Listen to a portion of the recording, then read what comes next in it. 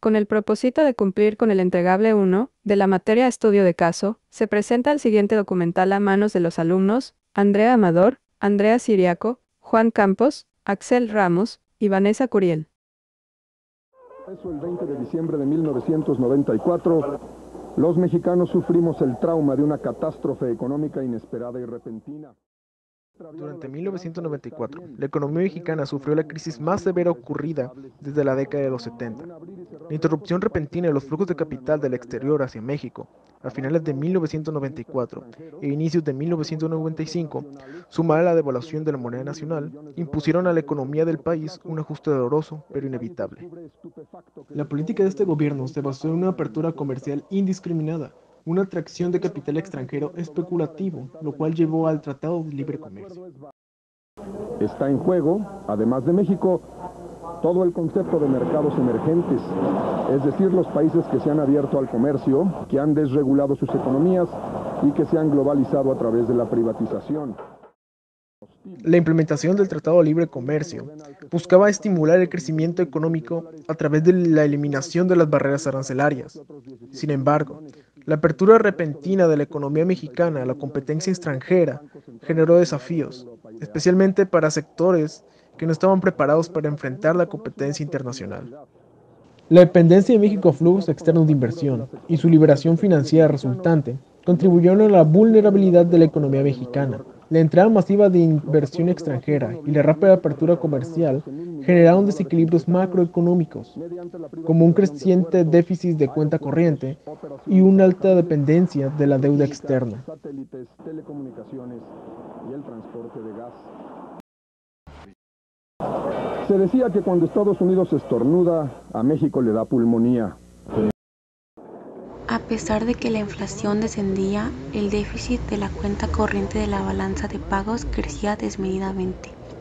Este comportamiento de la balanza de pagos fue el que, al final, condujo a la crisis debido al abuso del manejo del tipo de cambio y de la política comercial para reducir la inflación.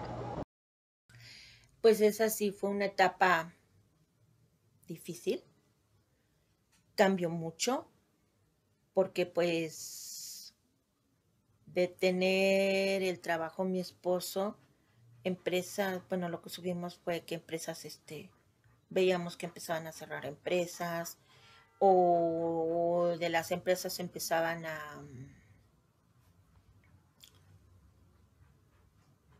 correr, a sacar, a despedir trabajadores, y pues le tocó a mi esposo, le tocó salir del trabajo, se quedó sin trabajo.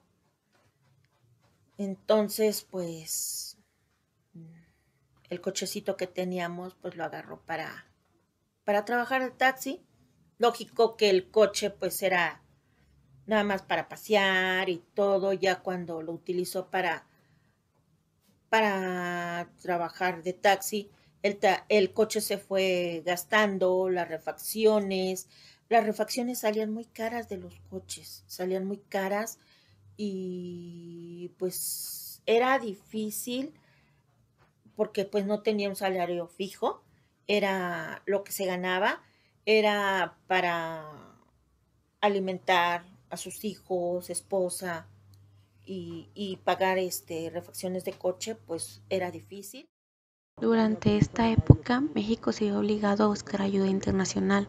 Una de las instituciones quienes ayudaron fue el Fondo Monetario Internacional. Con la experiencia que tenían en crisis financieras, fue una luz de esperanza para México para así poder estabilizar su economía. Cada familia mexicana tendrá el bienestar que merece, el bienestar que le pertenece, por lo que los mexicanos hemos hecho en el pasado y por lo que hagamos a partir de ahora, no por lo que no hemos hecho en el pasado.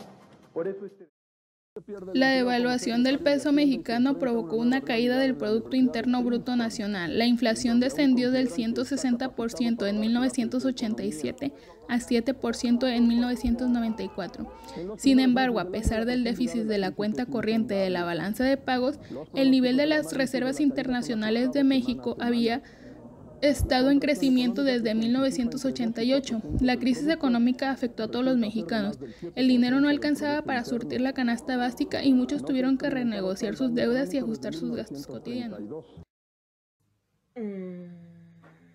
Información, pues nada más lo que se llegó a saber era que empresas estaban cerrando.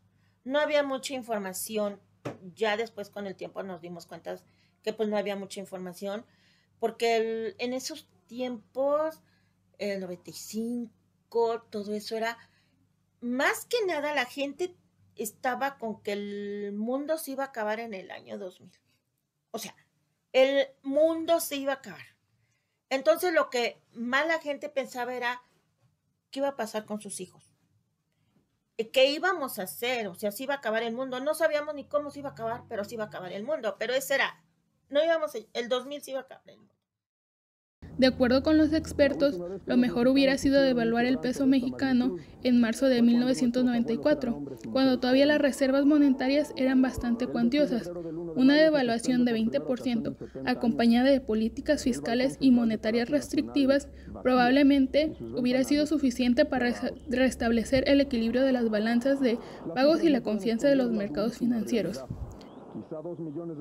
Con la pérdida del valor del peso y la disminución de la producción nacional, las tasas de intereses aumentaron, afectando los contratos de crédito que se habían acordado con tasas variables. Esto significa que las personas que obtuvieron crédito se comprometían a pagar una tasa que podía cambiar en cualquier momento, y este cambio dependía de las tasas de interés en el país, que estaban vinculadas a la situación financiera general. Yo estoy aquí porque miles de hombres y mujeres libres de Acción Nacional votaron con libertad por esta candidatura. Y usted, con el debido respeto, quiero decirle que está aquí como consecuencia de dos tragedias. Por una parte, la muerte de Colosio, y por otra, la designación presidencial.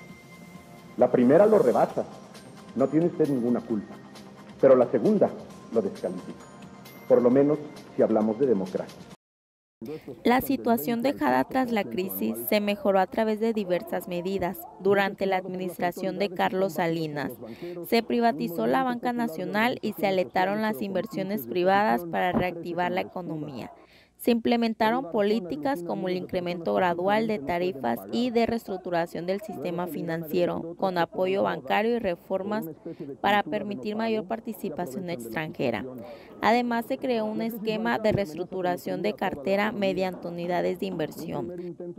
A pesar de la crisis económica de 1994, México logró recuperarse gracias a las políticas económicas implementadas por el gobierno. Hoy en día, México es una de las economías más grandes de América Latina y sigue creciendo.